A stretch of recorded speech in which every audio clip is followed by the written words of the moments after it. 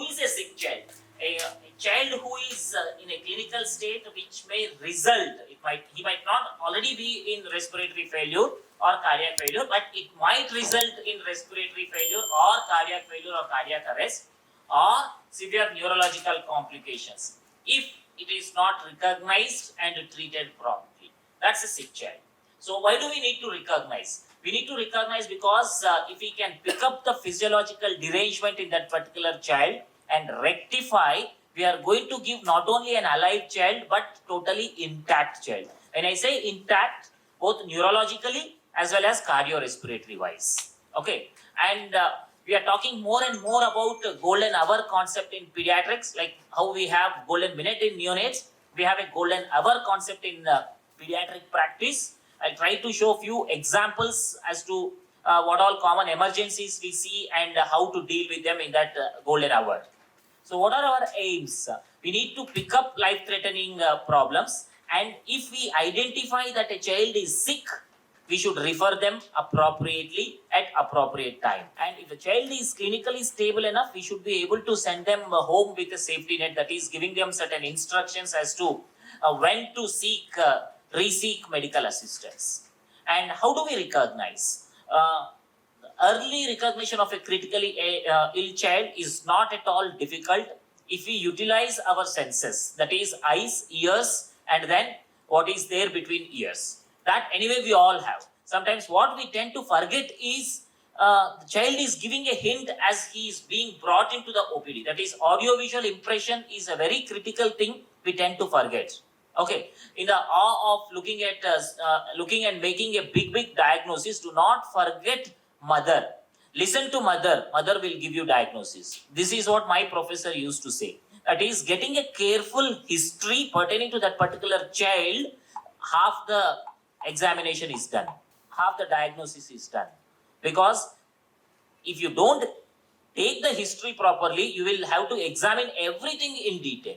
If you listen history carefully, you are going to start focused physical examination, because we are talking about office practice. In your OPD, you are not given 45 minutes for each child. There are pediatricians who see 100 children per day, yet they are doing justice. How? Because they are doing it more and more often, so they tend to refine their skills to an extent that they can finish the assessment within 30 to 60 seconds. I don't blame them, because over a period of time they have gained experience to do that. So initially, probably you might have to spend 5 to 10 minutes, definitely, to understand and analyze and then identify and treat. Okay? And it's not just the examination or history. You can use some useful tools, because it's not always practical to keep every bit of information in your neurons. And it's not required also. In the current generation, it's always useful to have some simple tools like a scoring system or a chart which can guide you, a flow chart, a line diagram. These kind of things can be used. Halfway through the talk, I'll distribute few of those materials. You can see, you can keep it and reproduce in your respective units. We have got no issues. These are from Yashoda Hospitals, but you can utilize that, because it's all, at the end of the day, we want to save some lives. So this is what we all have learned in PALS, or Pediatric Advanced Life Support. I'll make it a little simpler. Initial impression is audio-visual impression. You are not touching the child. You are not using any of the gadgets or tools you have. All you are doing is, as the child is being brought or as a child walks into your OPD, you are looking and hearing. What can we look and hear? You can definitely make out a child who is walking properly, or if the child is being brought in the arms and his tone is like this, you know that child is sick. You can make out that child is not normal. That's enough. And then regarding the work of breathing, do you hear any abnormal sounds like a stridor or grunting, or sometimes even an audible wheeze can be there? Do we need a stethoscope to pick up these things? Definitely not. Okay, sometimes child might be moaning. If you have a busy OPD and then 30-40 children are waiting outside, it's always advisable, once in a while, step out and just have a glance. You will be able to pick up who is sick, and then bring them first into your OPD. You can break the queue and bring them in. Okay, this is what I used to see my head of the department doing about 15-20 years ago. Halfway through the OPD, she will go out, see, chalo, send this child, send this child, send this child. Definitely, invariably, all of them will require admission because they pick up that sick child by audio-visual impression. And then third one is color or circulated related color. That is, if the child is looking mottled, do we need any gadgets to pick up that child is sick? Definitely not. Do we need blood pressure or saturation probe? No. If the child is looking mottled, obviously the child is sick. So at the end of your initial impression, all you need to do is see if there is a life-threatening event or you can continue with your assessment. This is a small mnemonic tickles for appearance. That is tone, and see how the child's interactiveness is there. If you are calling him by name, whether he is maintaining eye contact and whether he is responding age appropriately or not. And then the C stands for consolability. If child is crying excessively, don't say the child is not cooperative. See if child is consolable with mother. That means probably he is just scared of looking at a new person or a new environment. If child is not consolable even with a parent, then there is a problem. And then look at the look and gaze. If you are trying to see the child as he is being brought and he is looking at somewhere like that, probably he has a problem. And then always listen to speech and cry. I had an instance where my senior professor was sitting in the OPD and said, there is a child who is having a severe croup, can you bring him inside? Or a child looks like having meningitis, that kind of cry is seen in meningitis, just go bring that child. We used to think, what is she talking? But when we go out and listen that shrill cry, that gives a clue that yes, that child is sick. So these are the subtle things which we will have to pick up in OPD practice because we don't have much time. And then coming to the work of breathing, whether he's breathing or not, whether it is excessively increased or decreased. And then color, like I said, a pale or a cyanosed, mottled looking child is sick, to come inside quickly. And then if there is no life-threatening event, move to the primary assessment. This is a simple pentagon of ABCDE. Let us see what all things we need to see. To simplify, there are 5 things in each of those. Remember that way. 5 things in each of those. Okay, because the younger generation are all into mnemonics and then shortcuts. So let me give a small shortcut, 5 things for each of these 5. Okay, coming to the airway, look whether the airway is patent. How do we do? Look, listen, feel. Just see and then listen and then feel. Here you are allowed to use gadgets because the child is brought in. Now you are allowed to examine and use smaller gadgets like blood pressure or saturation probe. And then see if the child is at risk of obstruction. That is, if the child's tone is poor, probably he is going to throw his tongue back and he might have a complete airway obstruction. And then listen for any noises. That is stridor, grunting, moaning or wheeze, any of those things. And look at the position of the child and if the child already has any adjunct while he is brought in. At the end of this, you will have to classify whether child has a stable airway or maintainable or unstable airway. And we'll stick to office practice. We will not talk anything about intensive care. In your OPD, all we need to make out is whether the child is having a stable airway like all of us or maintainable airway. That is simple measures like positioning or suctioning he is able to maintain, or unstable. If child has the third one, he needs to be rushed to hospital quickly. But before doing that, probably we can stabilize a bit and then send. Okay. And 5 things in breathing: respiratory rate, efforts, chest wall expansion, airway sounds, and pulse oximetry. Now, pulse oximetry is considered as a 5th vital sign. It's no more a hospital-based thing. All OPD should have a simple pulse oximeter. Thanks to COVID, most of us have even at homes. And coming to the circulation, 5 things: heart rate and rhythm. When we say rate, preferably a central pulse. That would be a better rate. And then look at central and peripheral pulses. It doesn't take much time. Depending on the age, if you are dealing with a bigger child, probably you can feel for carotid. And a smaller child, you can feel for brachial. I won't talk about femoral because we are talking about OPD practice. Okay? Either of them, just feel and then feel the peripheral pulses. If you feel that central pulses are okay and peripheral pulses are not good, that means he is still giving you some time to refer quickly. If central pulses themselves are not good, you should rush the child to hospital and look at capillary refill time and try and switch off the AC or just keep the ambient temperature warm enough so that the cold temperature will not misguide the CRT. And then skin color and temperature, obviously we have seen there, here you can reconfirm, and blood pressure. You have two additional parameters which can give a clue about circulation: urine output and sensory. Because 25% of our cardiac output goes to kidneys. If mother complains that child is not passing adequate urine, probably we are dealing with a child who is going into shock or who is already in shock. And then comes evaluation of disability. So quick practice, you can just do AVPU. Alert, whether the child is alert or responsive to voice or responsive to pain or unresponsive. Because we are all fancied with some tables, let us have an equivalent of GCS. Again, if you are using GCS, try and have age-based GCS because it's not uniform like in adults. So a child who is alert has an equivalent GCS of 15. A child who is responsive to voice, equivalent GCS of about 13. And who is responsive to pain, 8. And who is unresponsive, less than 6. Look at brainstem functions, pupillary reactions. We can just have a pupil gauze torch, look at pupils, it doesn't take much time, see whether they are equal and symmetrical, and then whether they are responsive to light.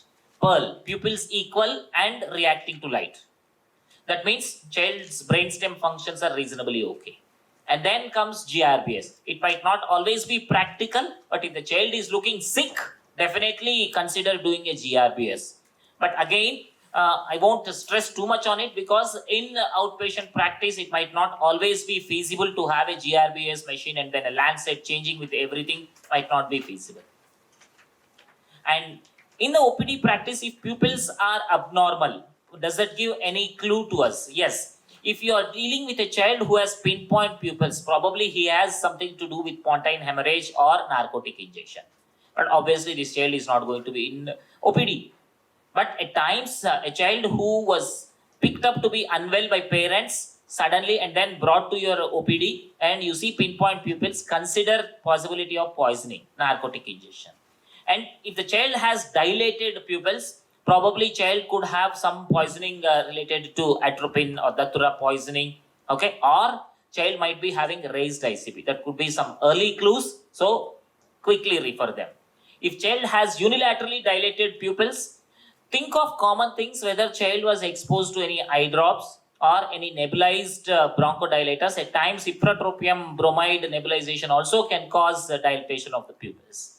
And then unilaterally dilated pupil with altered mental status, definitely this child is sick to be in ER or ICU. So coming to exposure part E, look at any deformities, obvious external bleeds or bruises, and do not forget taking care of cervical spine while you are looking at it. If you are turning the child to see if there is any bleed, fracture, bruises, at that time don't forget the cervical collar. Some life-threatening events related to each of those 5 things: airway, complete airway obstruction; breathing, apnea or bradypnea; circulation, hypotension and bradycardia; and then disability, unresponsive; and exposure, hypothermia is considered as a life-threatening event rather than fever. For parents, fever is an emergency. For us, hypothermia should be much bigger emergency than fever.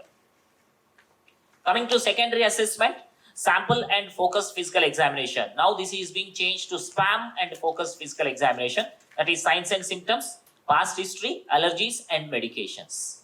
In the next PALS, this is going to be changed. For now, we'll talk about sample and focused physical examination. If you have a OP with some sort of attached lab, you can consider some emergency tests if you think child is sick. Otherwise, this won't be considered a part of your office assessment. Some useful tools, because it's not always the knowledge which we have. We can always extrapolate from some guidelines and charts which are there and use it in our day-to-day practice. Simple thing like traffic light system. This is from NICE Guidelines UK. So if you see this, I don't know if you can read. Can you see clearly? Okay. The front people, if at least you can see, those things which are mentioned in the green means child is stable enough to go home. Those things which are there in amber colored, which looks like yellow from the back, that means child can go home with a safety net. That is, they should be advised to seek medical assistance. They should be given danger signs when to come. And if it is in red color, that means child should be hospitalized immediately. Again, 5 things which are taken into consideration here: color of skin, lips and tongue, and then the activity and the respiratory status, circulation and hydration, and others. So based on each of those, there are parameters and numbers depending on age. Then you need to consider whether he is stable enough to go home falling in green, or orange or amber, that the safety net, and red should be hospitalized. What we will do is, I'll share this presentation at the end of the program so that you can utilize it. None of this is my copyrighted, no problem. Okay. And some, depending on the age, some common conditions which we come across, that is acute serious feverish illnesses in children, common ones depending on the age. A child who is looking sick, an infant, young infant less than 6 months, don't forget the skin infections, because often missed is skin. Because the child could be having some boils or pustules somewhere on the back which we miss, and that's the reason for child being very sick. Okay, consider that. And 6 months to 2 years, urinary tract infection. It can be a silent killer, and all we have is child being feverish and then vomiting, or child can be really sick and can go into shock as well. And beyond that, and in all ages, meningitis and pneumonia should be considered depending on the locality of the symptoms. And the rare ones like septic arthritis, osteomyelitis, Kawasaki, MISC, all those things should be rare. Common things are much more common than what we see, and rare things are much rarer than what we read. Okay? We rarely read postgraduates, right? So rarer things. Somebody doesn't get, we'll give it in the break again. And common conditions like croup, which we come across in our OPD practice, there is again a scoring system. Again, 5 things are taken into consideration here: level of consciousness, cyanosis, stridor, air entry, and retractions. Based on this, just you can have a printout of this on the table. When the child presents to you with croup, just see and then plot the score, and then decide whether this child requires just a oral medication or a IM dexamethasone or hospitalization. So without doing unnecessary interventions, within a span of 30 to 60 seconds, you can measure the severity of this particular child and then do appropriate management. And another thing, one of my favorites, Pediatric Sepsis 6, is again, if you're working in a setup where you have an attached hospital or attached admission process, this will be very useful. Things which we should do within first 1 hour. There are 6 things which we should definitely do. If the child, first try and see whether this child is falling into sepsis or not. Because sepsis is a killer, and every second is like a ticking time bomb.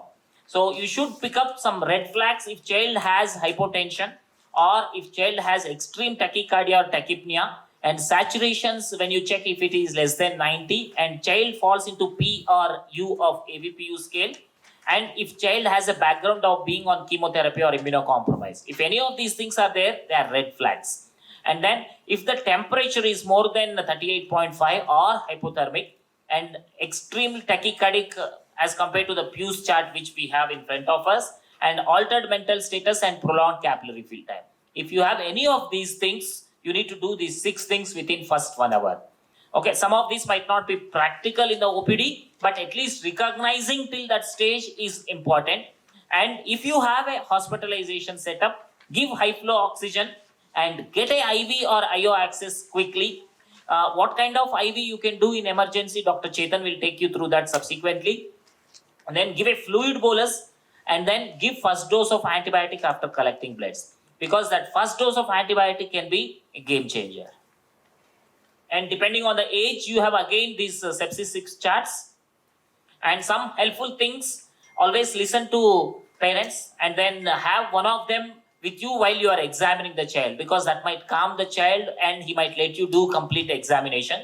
And having some scoring charts like Pugh's will be useful, and having some guidelines definitely. And make your OPD very colorful and playful. Later, if somebody wishes to see my OPD in the third floor, can go. If somebody wants to set up, we make it as colorful and as playful as possible, so that children will be distracted and they will let us do. Okay, it won't take too much to set up that kind of OPD. And then communication. Always communicate to parents appropriately. If you think the child is falling into amber or red light, tell them very clearly, especially in the amber light, because you're sending them home. They should not think that all is well. Doctor has sent me home, so everything is fine. No. Tell them when to seek assistance. And documentation. It is very important, because if we don't write, that means we have not told. As simple as that. And then pain management. Consider giving some antipyretic, so that the child will be calm and will let you examine in detail. Don't say that take these medicines, go home and come back later. You can consider putting a simple suppository in your OPD practice and re-examine once the child's pain or fever is down, so that you will have a better environment to do complete examination. And documentation. A pale ink is much better than a strong memory. That is strong, not string. Okay, because we tend to forget. You might think, anyway, I remember this child, ye kya karne wala hai. No, because in the court of law, whatever you have written, only that holds good. Okay, you can't say that, no, I remember that day this child came with this problem, I told him, if you want, ask the parent. No, only whatever you have documented stands good. And document whatever you are communicating, try to document, and whatever you are writing, try to communicate. Both are important. And it's again, we all have our own limitations. We might not be able to remember everything. When in doubt, phone a friend. If you are calling your senior, probably if you are freshly passed out postgraduate, you can just call one of your assistant, associate or professor, whomever you are comfortable with, and then ask them. Because they must have come across these situations in the past, they might be able to help. And when you call in this kind of emergency, keep the communication crisp. What we tell the postgraduates is, use a communication tool called SBAR. Situation, background, assessment, and recommendation. So a simple example, if I am receiving a call from my postgraduate in the middle of the night, she cannot start, sir, do you remember that child in the bed number 8? Today morning we were discussing about the meningitis. These things will not hold good in the night or any time in emergency. Keep it crisp. Sir, I am Dr. Suresh. I am the postgraduate calling from ward number 32. This is the setting. And background. This is regarding the 4-year-old Pranav who is admitted with meningitis. Or background. I'm just giving an example. And assessment. I have performed this assessment and I think this is happening. What do you think? Should I change or continue with this management? So this takes only 30 to 60 seconds. If you do over a period of time, in OPD practice, you can call your senior and ask, I have a 4-year-old child came with hypotonia, not having any other signs and symptoms related to hypotonia. I have assessed, and what should I do? I am considering a cerebellar problem. Do you think is this right, or do you have anything to add? So keep this communication very simple and crisp to have some productivity. Just to summarize, assessment in the OPD is very simple as ABC or ABCDE, and history and listening to mother. If you see, listen and silent have same letters. So sometimes you have to remain silent to listen to parents. While they are talking, don't interrupt. Okay? Listen, silent. And then use guidelines wherever they are appropriate, and documentation, and don't forget friends. Thank you. Over to you, Pritesh. Trauma globally. So, road traffic accidents basically contribute to almost the majority of the cases of trauma worldwide. This is the data from World Health Organization. Why do we really need a separate or a specialized approach in trauma? Because there are several factors in trauma which have disturbed the physiology of a child or a patient in manners which are completely different from a disease that would do it. So that's why trauma really requires a separate kind of an approach. And if we really look at how mortality in trauma affects, this is historical data. So what it says is there are 3 peaks. The first peak of mortality is within the first few seconds to minutes.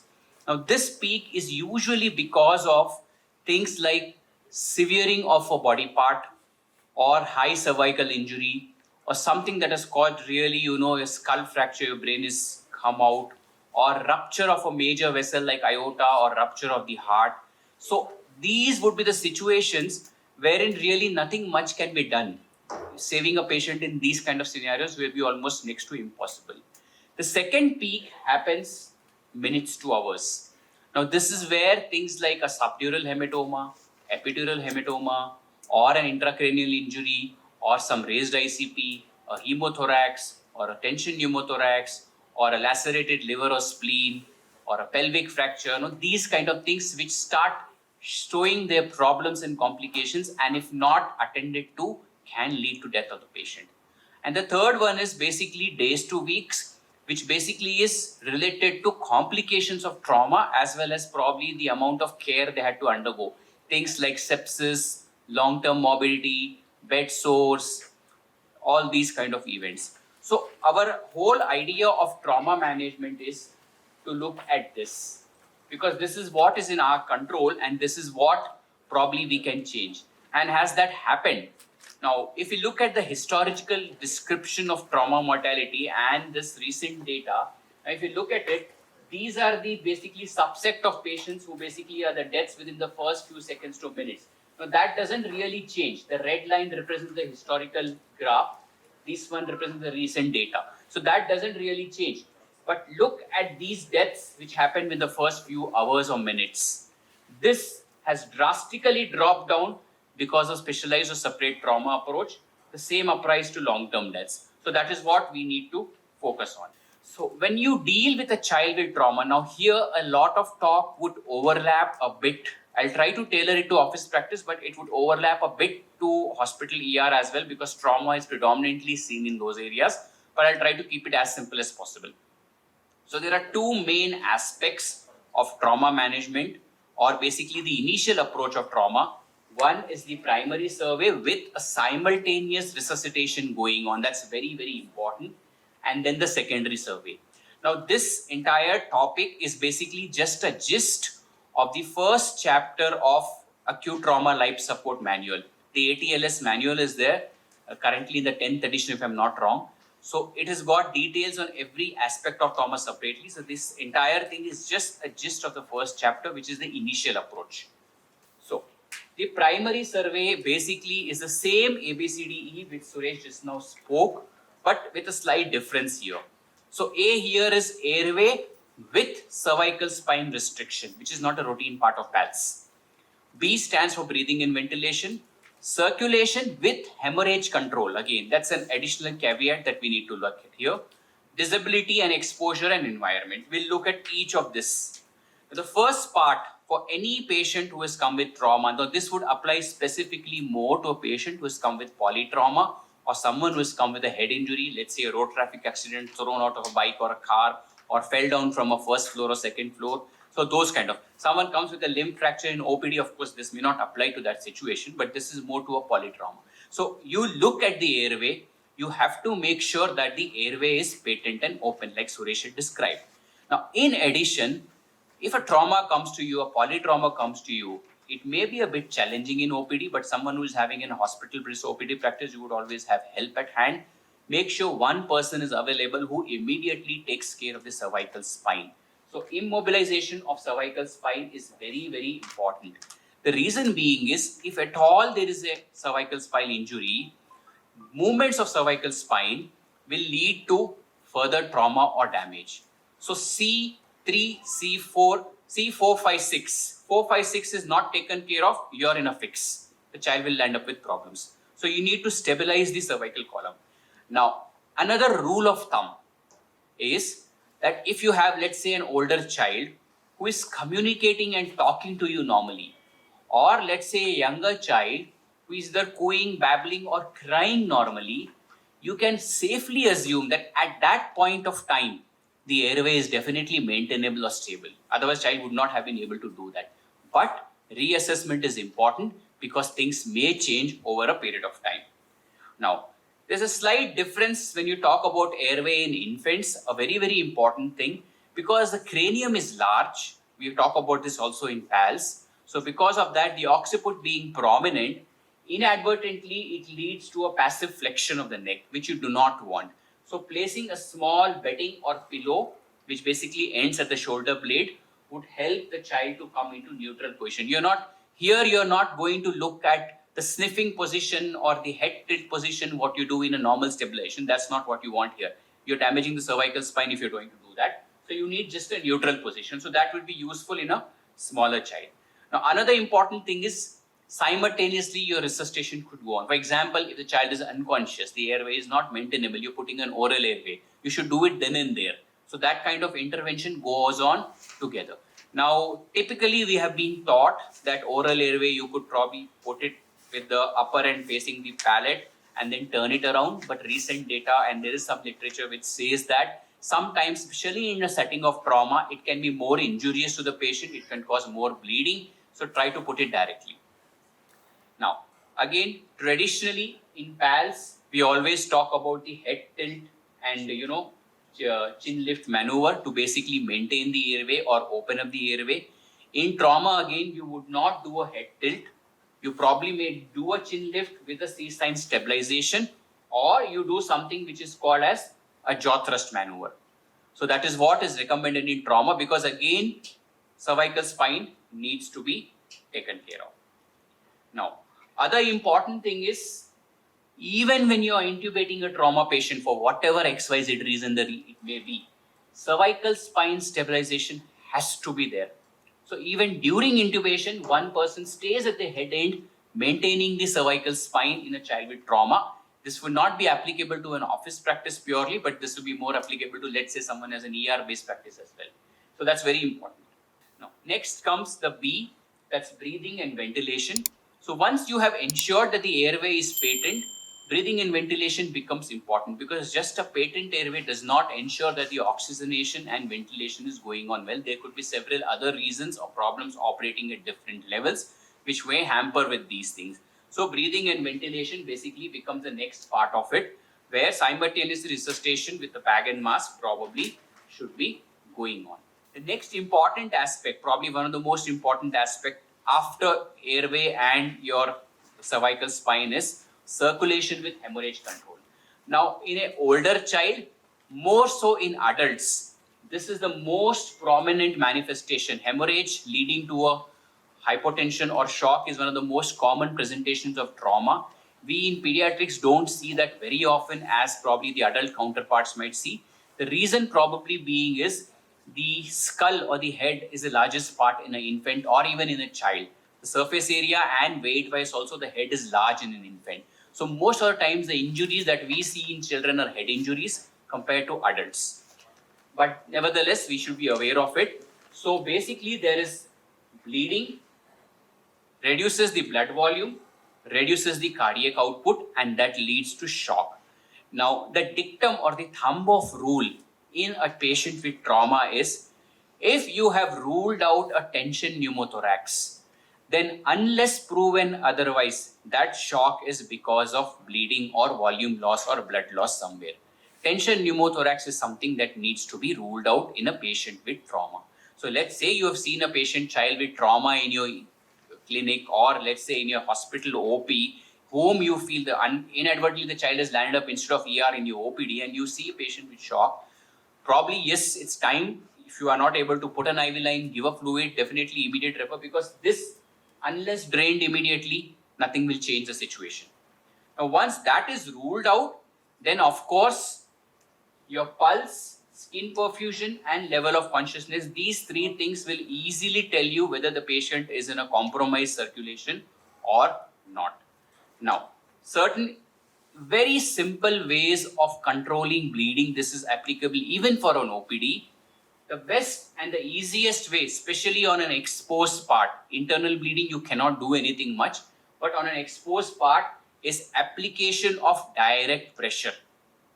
Application of direct pressure, and that direct pressure has to be applied for 15-20 minutes. Do not lift in between to see whether it's stopped or not stopped. So you could just ask the parent or the attender, they have a clean cloth or you have a gauze piece or something, put a direct pressure on it to control bleeding. Now let's say the wound is oozing very badly or the bleeding is severe enough on an exposed area, then a simple technique of what is known as a windlass technique, wherein you basically tie a tourniquet You put in a small piece of, it could be a metal or a wood or any kind of splint. In an OPD, it can be as simple as your metal or wood tongue depressor. Probably you could take 2-3 tongue depressors, make them into stick-like material, or it's a metal tongue depressor. So you put that and then you tie your knot over it. Then you basically twist this. You twist this or you keep on twisting till the tourniquet starts becoming tighter. Now, what they say as per the ATLS manual is, you do it till your distal pulse slightly disappears. And then you use another tourniquet and put that windlass in position so that it doesn't get untwisted. So that way, you'll be able to control the bleeding in the distal part. But remember, this is just an emergency solution. You can't leave it and say, okay, you have controlled bleeding and you take your own sweet time, because you're impairing or hampering the blood circulation. So definitive management is required. So this is your initial stopgap mechanism to control the bleeding. Now, of course, you would always need an IV access. If it is feasible, it should be done immediately. So in my OPD, for example, I do always have all the equipment required for IV access always. I've never happened to use it in so many years, but it's always available. So you should have, you never know when situation may arise. In a setting of ER, Chetan will talk more about it later on. Use of intraosseous or things like external jugular or something may be useful if you're not able to get a peripheral IV. So these are the aspects of circulation management in a patient with trauma. Now this is basically the traditional teaching that we have all looked at. So when you have a blood loss of less than 15%, usually it doesn't lead to any kind of compromise. 15 to 30% is where there is mild amount of hemorrhage. 31 to 40 is moderate, and more than 40 is where you see all kind of manifestations of shock, and probably these are the groups of patients where you may need to initiate what is known as massive transfusion protocol. Again, it's purely an ICU perspective, but just to give an overview. Now next comes disability. Now in our traditional PALS or APLS teaching, we always talk about AVPU. It is still useful, but they say that in trauma, you would probably like to look at GCS more often than just AVPU, because you need to look at a lot of other aspects of this one. So assessing the disability, the neurological status is important. Another thing important here is, if you have a child who is having depressed sensorium or a decreased level of consciousness, again, assume it is because of a primary brain injury until proven otherwise. A GCS of less than 8 demands that the patient requires immediate permanent airway in the form of intubation. So such a patient needs to be referred immediately to a facility which can take care of that. So that's why your assessment. Or in your AVPU scale, someone who is in U requires immediate intubation. Someone who is in P definitely requires immediate referral.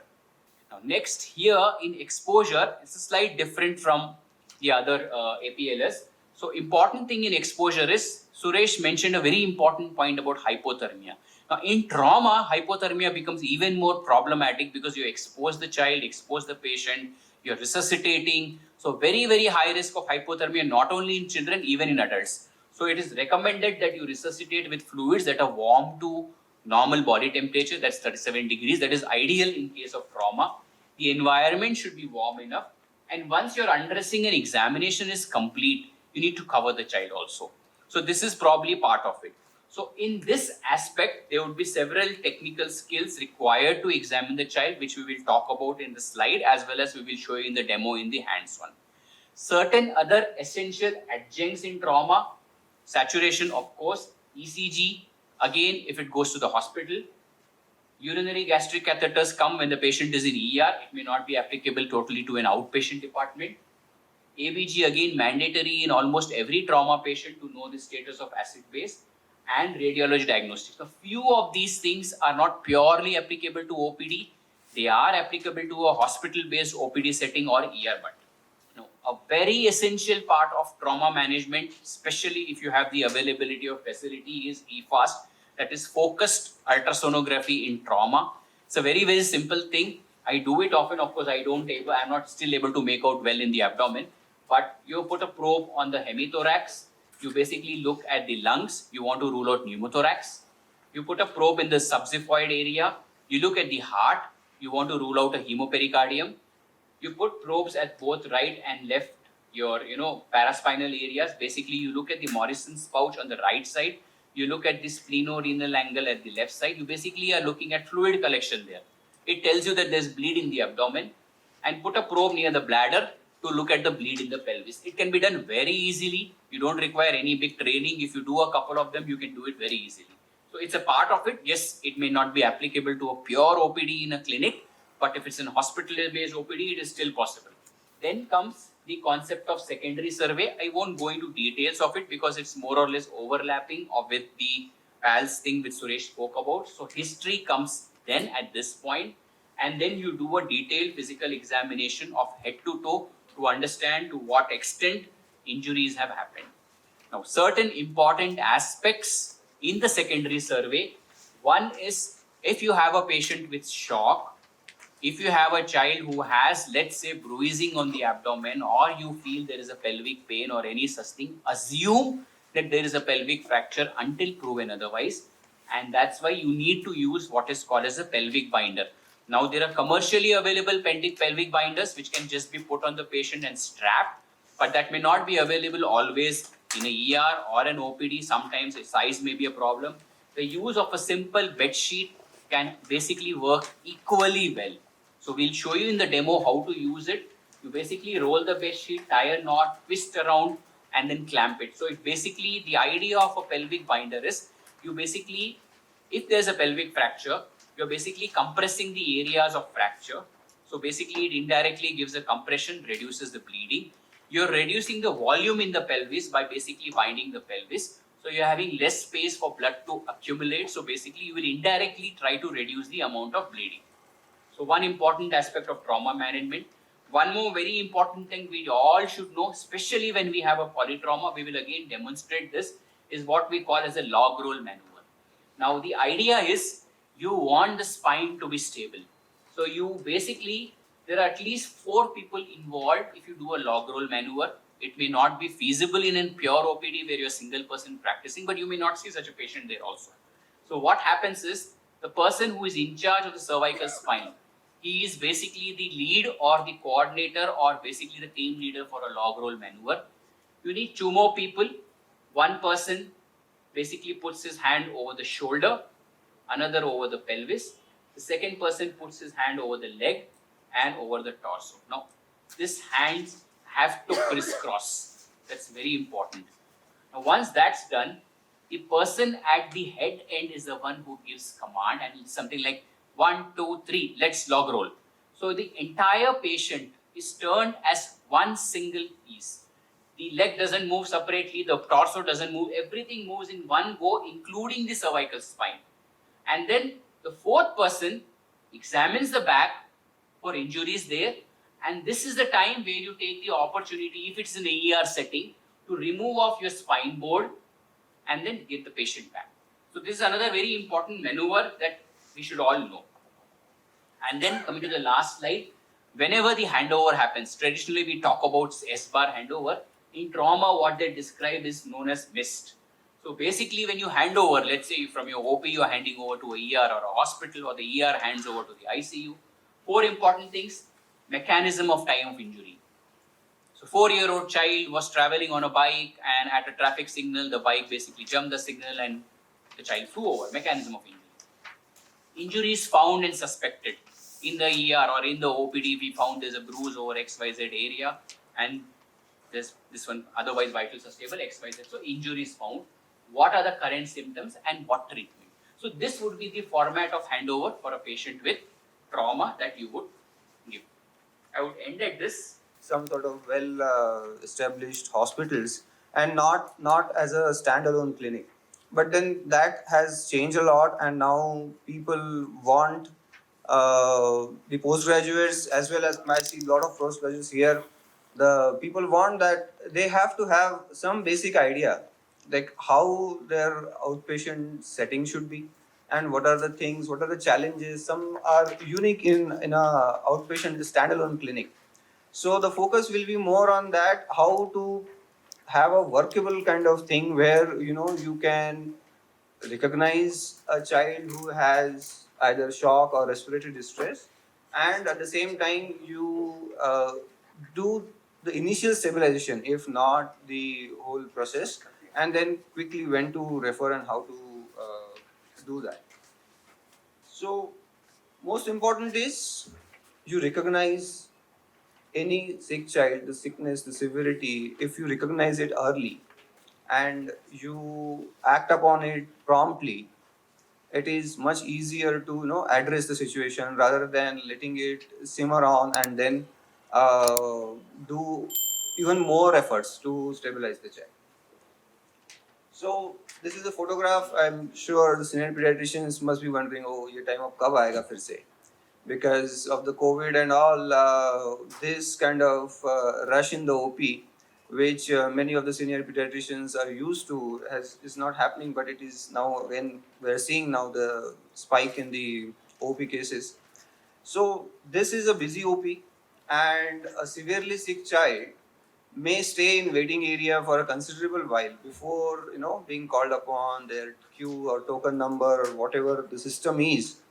So we don't want this sick child to be picked up only when the child's number comes and the child enters the consultant's chamber. So this needs to be picked up way early on, and for that we'll see.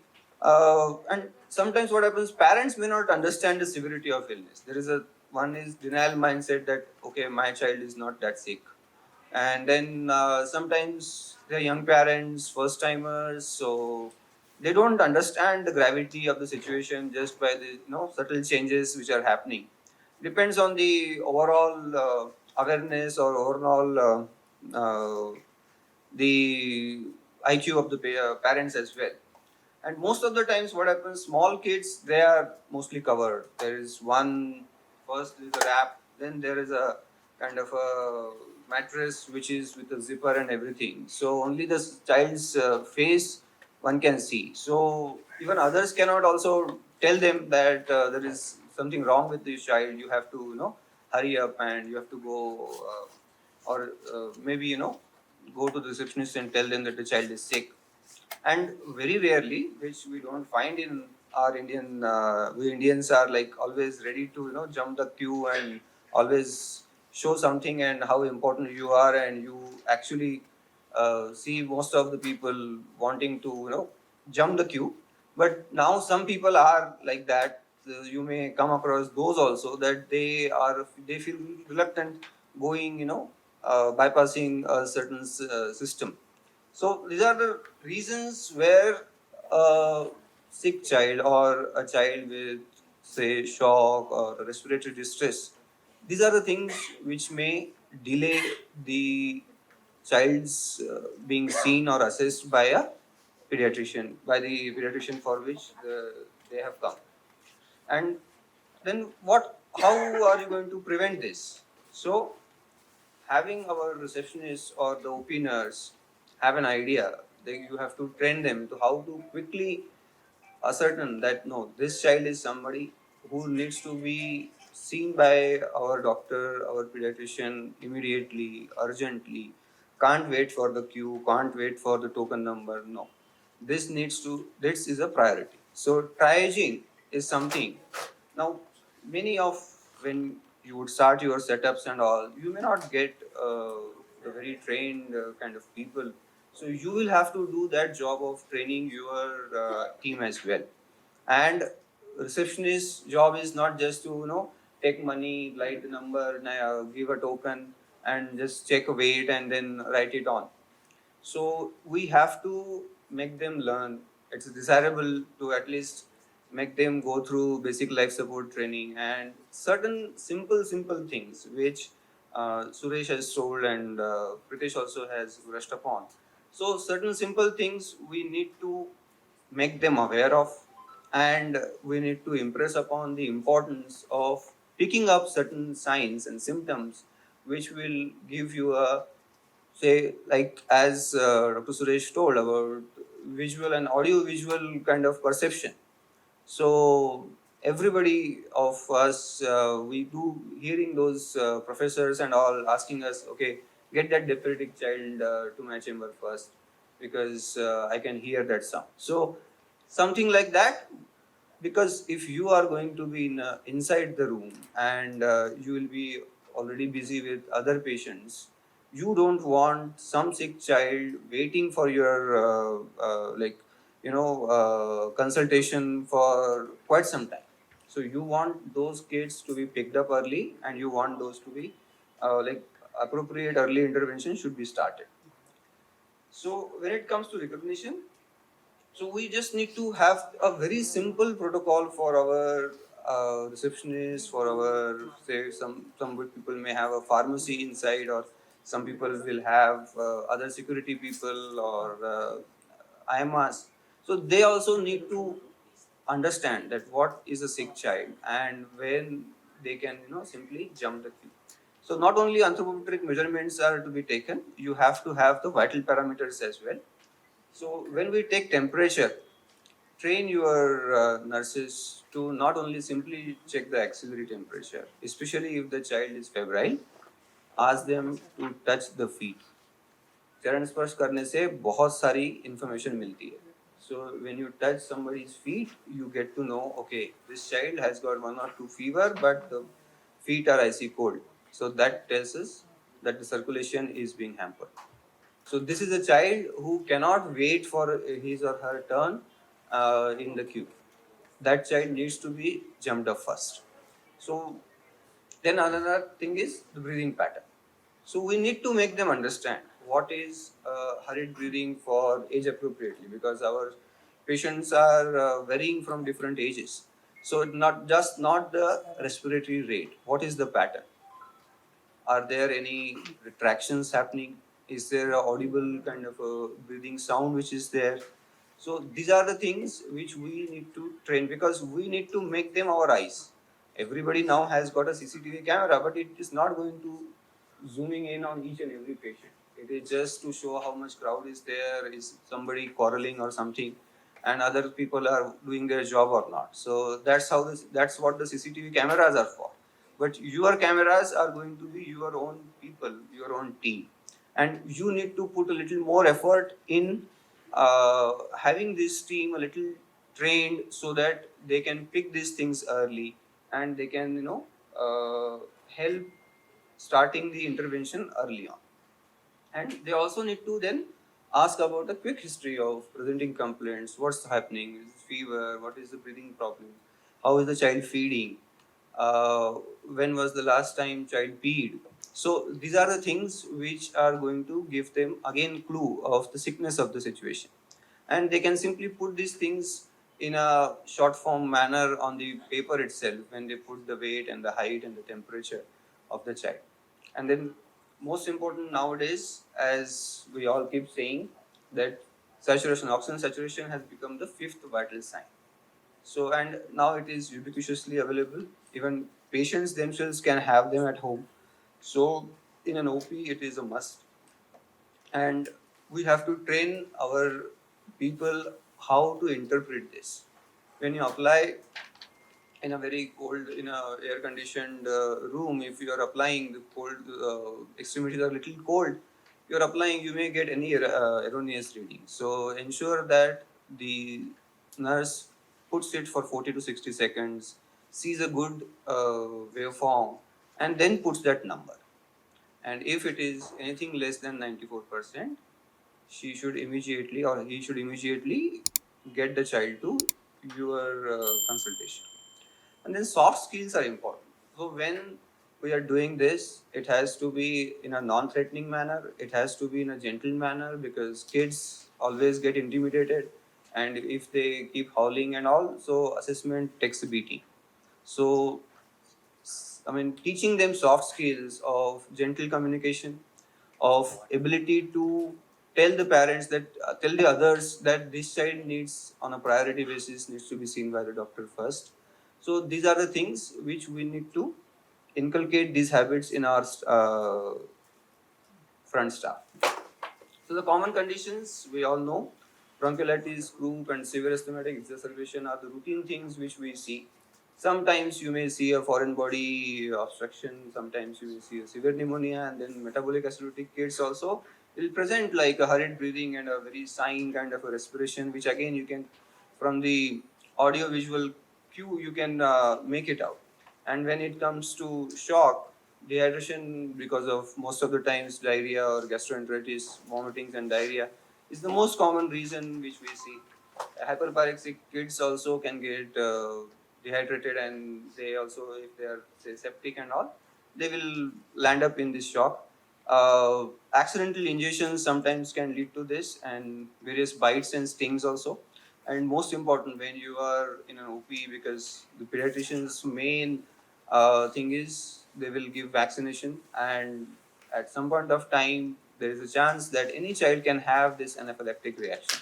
So you need to have these things in your mind. So when it comes to management, in an OP basis, we are talking about OP basis. We are not like going into ER or an ICU. So when you are thinking of managing a sick child in an OP, you have to have basic principles in your mind. So you have to know certain things first. So what are those? First is know thyself. Then second is know thy patient. And third is know thy situation. Now, what do we mean by this? Know thyself. I am like knowing myself since last so many years. What is it? What are we talking of? So when we talk of know thyself, what is your setup? Is it a standalone clinic? Is there a nursing home attached to it? Now, if the nursing home is attached to it, is there a ICU which is well equipped and well manned? How are you placed? Depending on that, your efforts, your overall using your clinical acumen, talking to the parents, it will all depend on that. Because if you are in a standalone clinic, then your approach will be little different. If you are in a hospital, your approach will be little different. What sort of equipment you have, and what is the location of those equipment? Is everybody in the team aware of that? What is the location of your clinic? So, as we said, sometimes you will get a trauma patient to your clinic. Because if you are in a highway, you are in a very busy street, things can happen. An accident, if there are there, people will see a board, okay, fine, let's just go to this doctor first, because whosoever is nearby, they will want to rush there. And if there are no nearby hospitals around, then you will be the first responder kind of a situation. So you need to have that in your mind.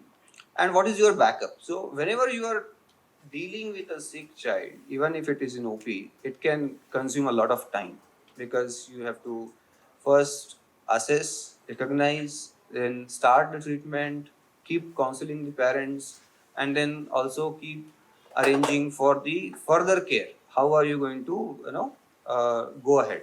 So these things you have to have in your mind when you are thinking of treating a child in OP. I am not discouraging you here to, not to treat a sick child in OP, but you have to be aware, especially in uh, this kind of environment which we are having, and where every now and then we keep hearing parents or families beating up the healthcare providers.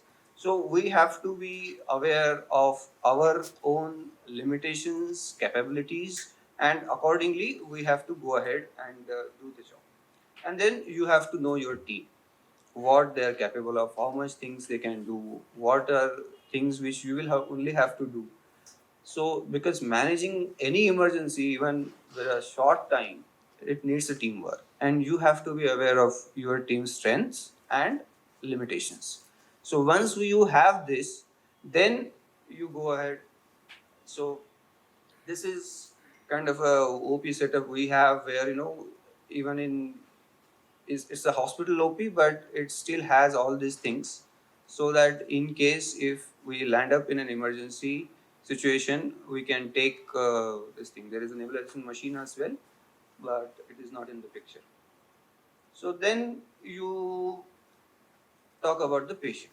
So have you reached to a provisional diagnosis? What is your working diagnosis? So that once you have established that and what is the severity of the situation, then you are going to think about whether it is possible for me, my team, my equipment to, will it help if I stabilize, if I give more time to this child to stabilize this. If all these answers are yes, then you keep going ahead.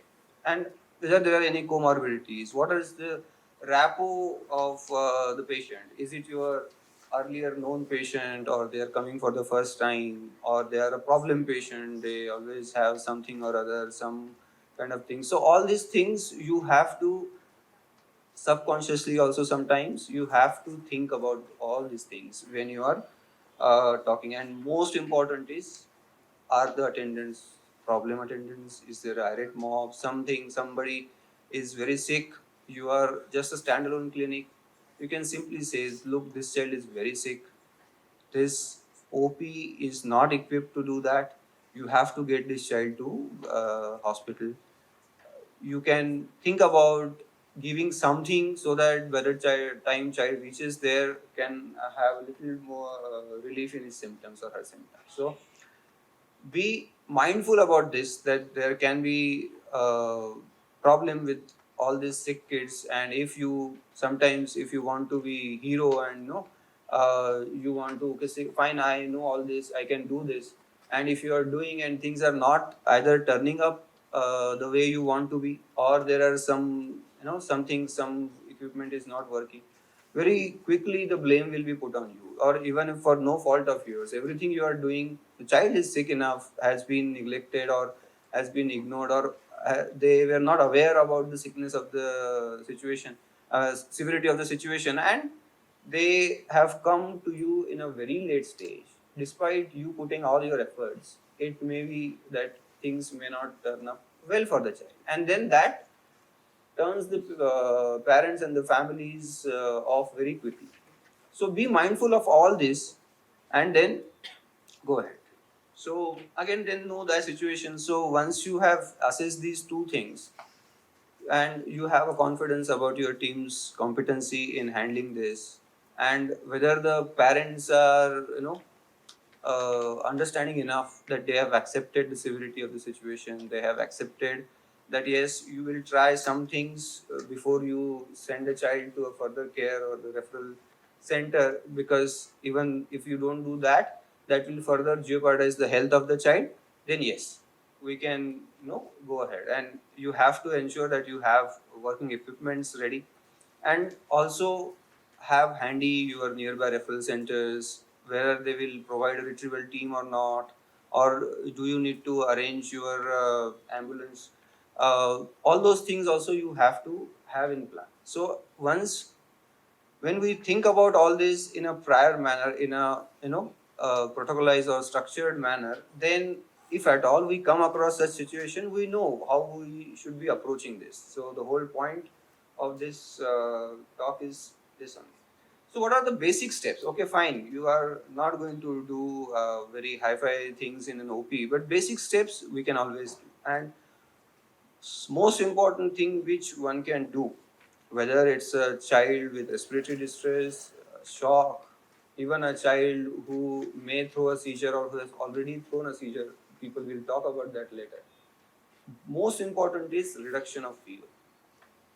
Hyperpyrexia or even fever, it's a catabolic state. It adds up to the demands of our body. So the oxygen consumption increases, the blood circulation demands increase, and shock is basically, if we just talk about the numbers, it is just a balance tipped in favor of the expenditure rather than the provision of the energy. So we need to cut down that expenditure. So, and respiratory distress also, if the child is with pneumonia having fever, will definitely have more respiratory distress. So reduce the fever by all means possible. Have rectal suppositories of paracetamol, diclofenac in the fridge, in your OP, so that you can use it age appropriate manner.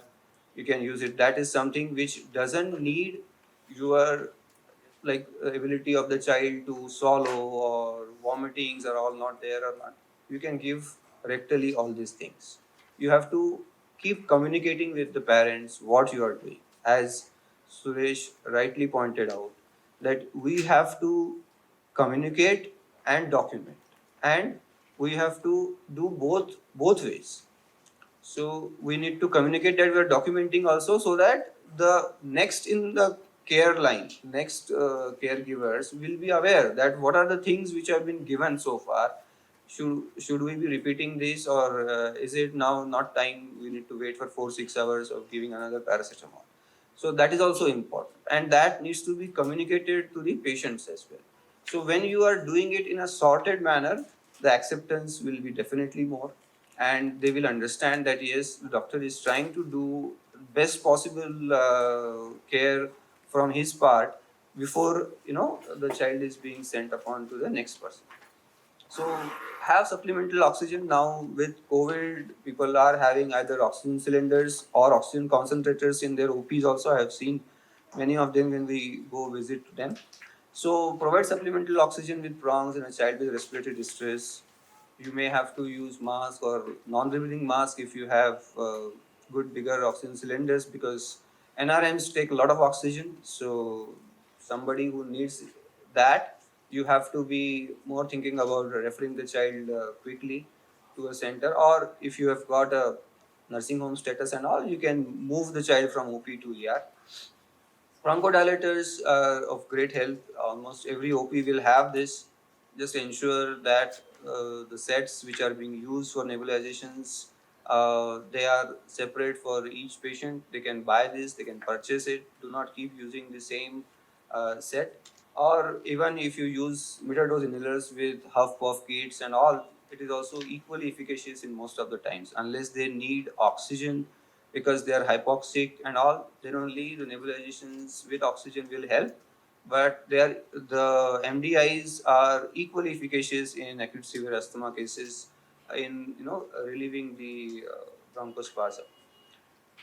Adrenaline nebulizations for croup, when we have somebody with croup, is important again.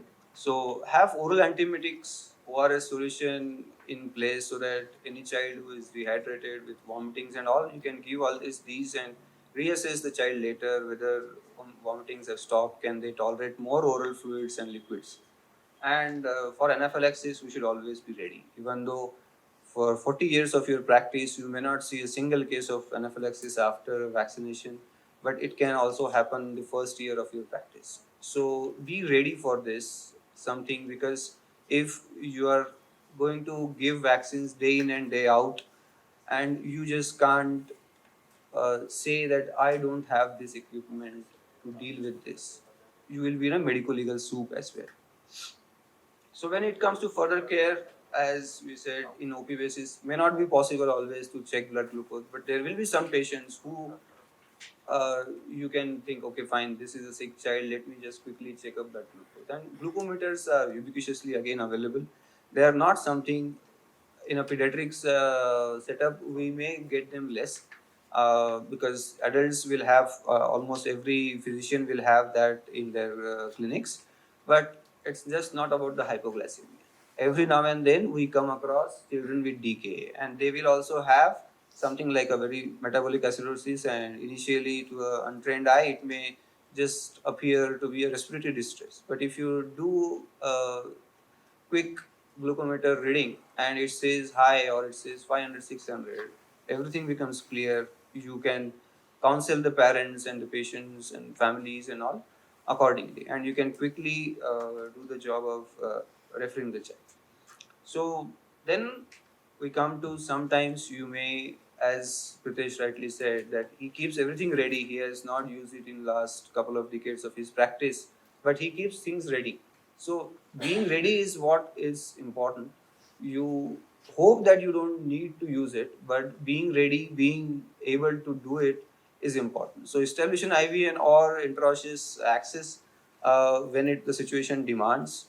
You have to go for it, and then provide the positive pressure ventilation also if you have all the equipments and if the patient's family understands the situation, you can go for this. So when it comes to checklist, now if you are doing all this, you will keep some equipments, you will keep some medications. So you have to ensure that you are regularly checking for their functionality, their workability, the batteries in the laryngoscope handles, they are working or not, the expiries of all the medications, adrenaline or even simple normal saline.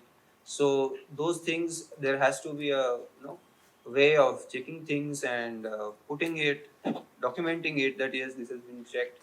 So, and then if you can have a simple, like Dr. Suresh showed us the nice chart of algorithm of green, amber, and red, something like similar things. We can have some simple protocols in our OP to give our staff a direction, like this is what you are supposed to do. So if we can go for this. Now once you have all this, if you are very confident that yes, I have got a team who is able to understand the situation, then how can you enhance their skills, or how can you maintain this? Because this is something, if we are talking about something of a rarity, because you may not see this very often. So if you train them but then you don't get to use it for 2 3 months, then they will forget. Everybody will do that. So you can have something like mock codes, simulated mock codes, where they are aware that yes, we are going to have a mock code kind of a situation. Somebody, some mannequin will come with a complaint of respiratory distress, and we ask, what are you going to do? So that just puts all their thought process in a sequential manner. And once you do that on a regular basis, then it can be an unscheduled mock code also. So this is what you can do. How much you want to do, how much you want to take this up, it all depends on your own unique situation.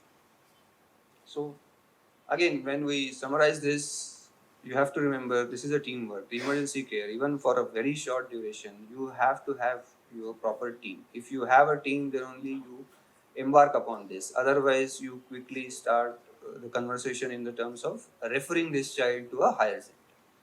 Then you are a receptionist, your non-medical staff, your other than paramedics, that they are also very very important in picking up these kids and having communication with the family.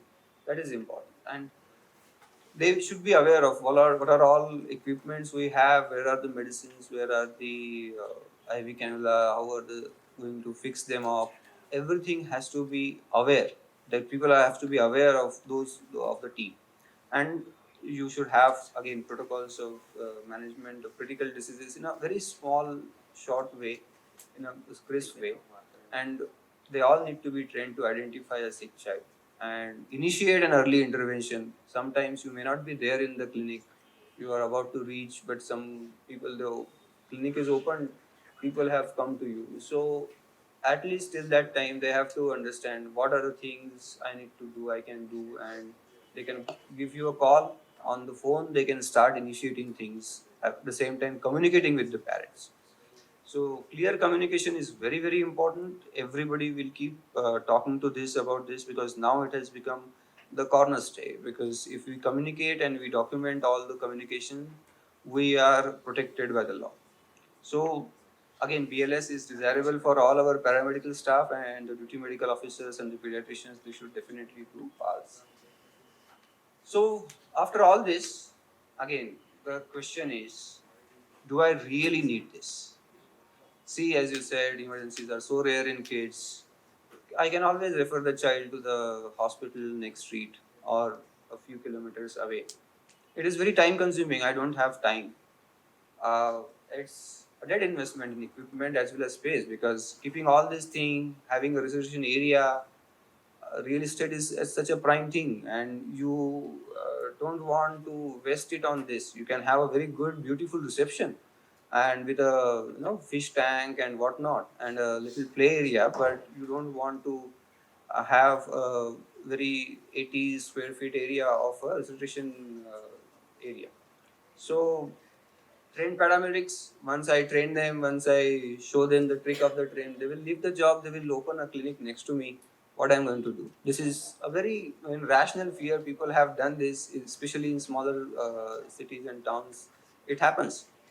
So, and then again, fear of mob. Even if I do my job to my best abilities and my team's best abilities, things can always go wrong, and then I will be put to blame. So all these are challenges, and we all know that these are challenges of our profession, and we just have to know that what's best for our patients, and we have to find out a workable way of doing it. So with this, I'll leave you. Thank you very much.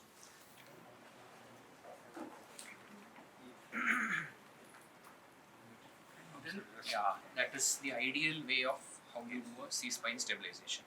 So even the entire process of resuscitation, this has to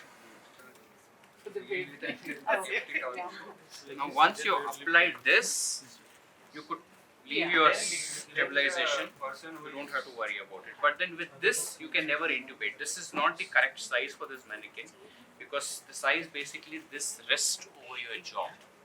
So the rough rule of thumb they say is you want to see side. So example, this is bigger than this. Example, here you see it's slightly less than 3. It's not even 3 fingers. It's probably 2.5 fingers. Let's say even 3. This is almost 4 fingers. So this is a bit bigger for this size of neck. So there are 3 sizes. I think infants ka we have always difficulty because you don't get size in Western countries. There you would get more often, but what we have available in Indian market is very limited sizes. So that's a problem. So that is basically again, it's industry driven. So there's no demand, so there's no supply. It's like that. Roughly 2.5, 3 fingers. So this should be 2.5 fingers. This is medium size. Yeah, this is medium. As for this one. Like totally we have only 3 sizes, Small, medium, and large is what is available currently. How to stabilize this stool? It is needed. We can have a desi sugar With the cloth. the cloth, again the bed sheet, and the grid says the same as she has mentioned. So you Roll a bed sheet into thick. Yes, very Roll. very thick kind of. Pass it below this one. So roll the bed sheet. And similarly, let's say you're stabilizing the C spine. I would pass it below. Yeah. Comes. You have to make sure it's not going to hyperextend the neck. Suppose here. And then you strap it. Or you use a towel clip or something and strap it. So this is going to provide some amount of cervical spine stabilization. So when you don't have the appropriate size collar, this is kind of a makeshift arrangement that can be done and it would still provide it. All sense of Yes. security, soft So collar, this would be a better option than that actually. So you do this and this will still stabilize the collar. Neck. So you strap it properly. Yeah. With, You use a tape. People even use Dynaplast. Hmm. It should go under If the the chest and abdomen you If, have already assessed. if you strap it, and that's use enough. a Dynaplast also for it, so that the strapping is important. Other person who is stabilizing the spine, he is still doing the Yes. same. Once you've done, you've strapped it, Yes. then you leave. Then that person leaves. So this could be a kind of alternative that can be done. like until this we have to keep the Yes, you have to keep it. You have to roll a sheet. You get it here. It's easy, but your sheet selection should be depending on the child. For example, this is too big for this child, it won't work also. For an older adult, it will work. So you would roll it so that this part is thick enough. Yeah. And then what you need to do is you need to either tie it or maybe even twist it. So someone has to twist it. Once you've twisted this, either you use a clamp or you try to tape it down. Tape it down will not work here. You use a clamp is the best. way. Or pneumothorax. Hyperresonant, it's pneumothorax. So simple clinical examination itself will tell you we don't need anything else also. So air entry equal, there is new pneumothorax. You adjust this one. So this is applicable for adult. This may not be Like this, and choose This the is again appropriate number size. coded, color coded things. So this is the most time used in pediatrics. Pink is for Pediatrics. The yellow is for bigger kids or those who are obese. There you use this because most of the times where we use is in the tibia. And You need to follow universal precautions and identify the site. For identification, use a long bone which has got a flat surface. Done. It goes in. you just get a giveaway sensation. Sensation. Because Local anesthesia, if child is awake, yes, local anesthesia. If child is already unconscious, then you don't need to, because at that time your aim is to save the life. basically place it above, so it sort of covers it and fixes it. So the needle do not go through and through. It is by any other movement and all, or it doesn't come out. And then there is a strapping on this, and then this the thing which you showed, it's a kind of Extension. extension, like our 3-way extension. And you turn the child's neck to the other side. If you want to do it in this, use all aseptic precautions.